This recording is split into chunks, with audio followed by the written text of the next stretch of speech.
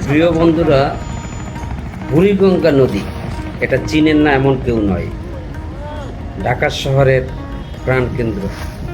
ঢাকার শহর অবস্থিত বুড়িগঙ্গা নদীর তীরে, কিন্তু সেই বুড়িগঙ্গা নদীতে এত পরিমাণ সাকার ফিশ, যাকে বলা হয় শয়তান মাছ, আপনারা বাস্তবে না দেখলে বুঝবেন না যে এই মাছ কতটা ভয়ঙ্কর।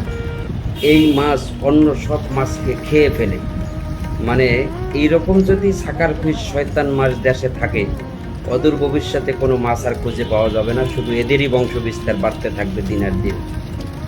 দেখুন কি পরিমাণ এই শয়তান মাছ এবং সাকার ফিশ, এগুলা একটা খেও দেশে, মাত্র একটা জালে খেও দেশে, সেতে কি পরিমাণ এই সাকার ফিশ শয়তান মাছ ধরা পড়েছে।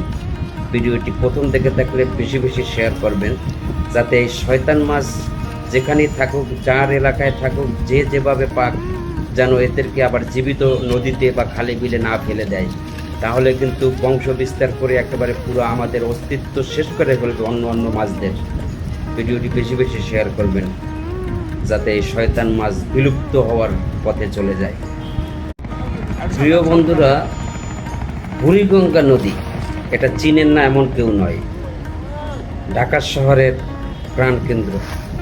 ঢাকার শহর অবস্থিত বুড়িগঙ্গা নদীর তীরে, কিন্তু সেই বুড়িগঙ্গা নদীতে এত পরিমাণ সাকার ফিশ, যাকে বলা হয় শয়তান মাছ, আপনারা বাস্তবে না দেখলে বুঝবেন না যে এই মাছ কতটা ভয়ঙ্কর।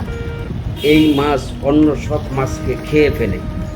মানে এইরকম যদি সাকার ফিশ শয়তান মাছ দেশে থাকে, অদূর ভবিষ্যতে কোনো মাছ আর খুঁজে পাওয়া যাবে না, শুধু এদেরই বংশ বিস্তার বাড়তে থাকবে দিনের দিন। দেখুন কি পরিমাণ এই শয়তান মাছ এবং সাকার ফিশ, এগুলা একটা খেও দেশে, মাত্র একটা জালে খেও দেশে, সেতে কি পরিমাণ এই সাকার ফিশ শয়তান মাছ ধরা পড়েছে। ভিডিওটি প্রথম থেকে দেখলে বেশি বেশি শেয়ার করবেন, যাতে এই শয়তান মাছ যেখানেই থাকুক, যার এলাকায় থাকুক, যে যেভাবে পাক, যেন এদেরকে আবার জীবিত নদীতে বা খালে বিলে না ফেলে দেয়।